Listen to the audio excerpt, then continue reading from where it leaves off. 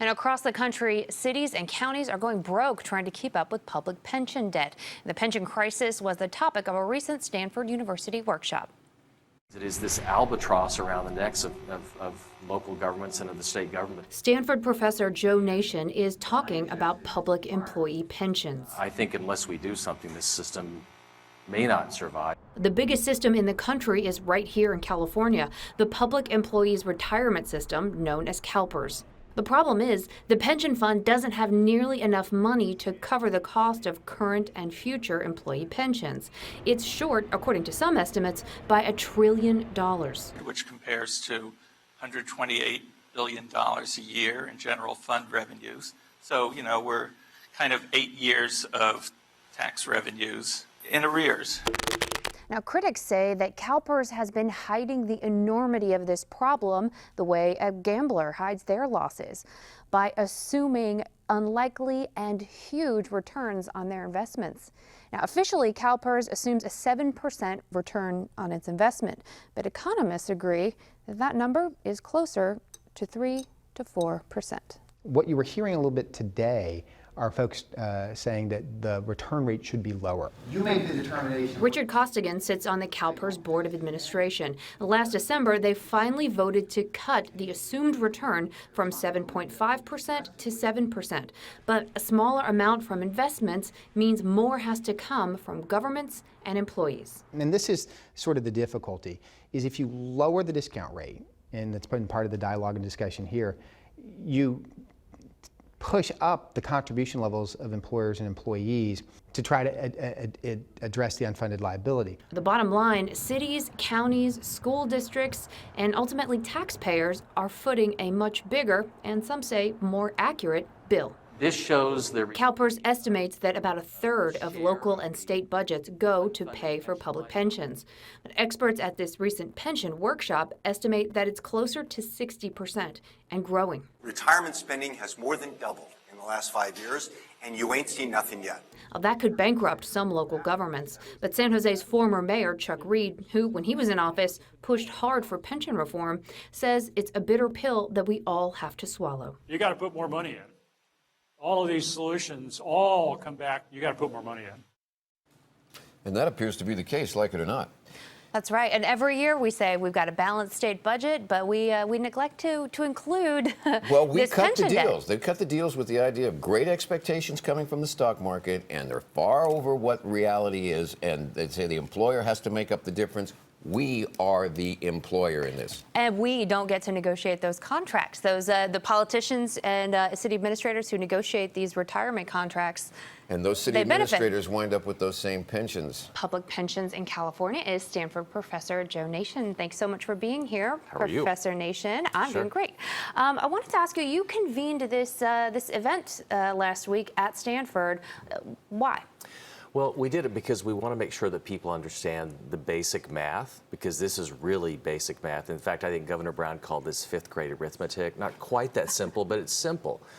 And we also want to emphasize the severity of the problem. This is absolutely the most challenging issue facing state and local government, not just in California, but across the country. Now, a couple of years ago, the governor was talking about pension reform. Mayor Lee was talking about pension reform. Right. It seemed to be everywhere. What happened there? Well, one of the problems is that you need the legislature to lead on this, and the legislature has done anything but lead on this. I mean, they passed reform in 2014, but it really didn't do much. I think the slow economy slowed things down as well. But I think now that cities and counties and others are facing these enormous increases in their bills, what they pay, I think it's back on the front burner. Now, can you give us an example of a couple places that have really struggled with this? Well, the short answer is everyone. I mean, there is no one in California that's in good shape. Everyone is seeing their contributions, what they have to pay for their employees, double over short amounts of time. And I just did a study, it's out this week in fact, that shows that it will probably at least double again in the next 10 or 15 years. Oh my goodness. Now, there are some legal issues when it comes to changing pensions in California. Can you talk about the status of those? Well, so there's something that people call the California rule. The California rule doesn't exist in statute. There's no reference to the California rule, but people assume today that when you start as a public employee and you're told you would get a pension, that you get that every year of your career, regardless of the condition, of the financial condition. And the Supreme Court's actually going to hear that case later this year. What happens in the private sector is if a firm or a company's in bad shape, they can say, hey, Melissa, you know what? We're not going to pay you as much as we used to. You keep what you've earned to date, but going forward, it's a different game. And that's what you have to have in the public sector, I think. Otherwise, we're going to see a lot more bankruptcies.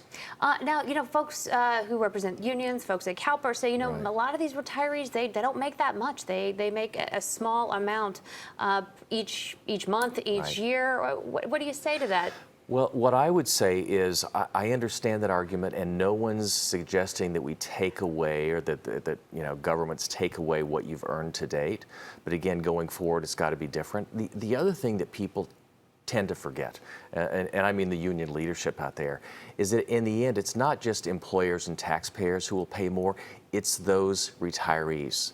CalPERS just this week added 2 more agencies, or those agencies effectively withdrew from CalPERS. In one case, they're going to cut pensions 80%. Imagine if you're a pensioner and you were getting, say, $5,000 a month, now you're going to get $1,000. So in the end, the people who will really get hurt are the retirees and the employees. And so we need to see more leadership, I think, from unions and public employees. And where's that going to come from? What's going to force it? You think maybe with another doubling of the obligation, people might really start feeling this crunch? Well, I think they will, and I think once they understand the true magnitude of this. I mean, I have a website called pensiontracker.org, and if you go there, we've estimated that the total unfunded liability or pension debt, money we don't have, is over $1 trillion. $1 trillion for the state of California, and that's in a state, we spend about $125 billion a year at the state level. So 8 state budgets just to take care of the debt. My goodness. Well, I'll be watching for that lawsuit to be heard this fall by the state Supreme Court, and maybe that can provide a path forward for some of these local governments and the state government. But thank you so much for being here, Joe Nation.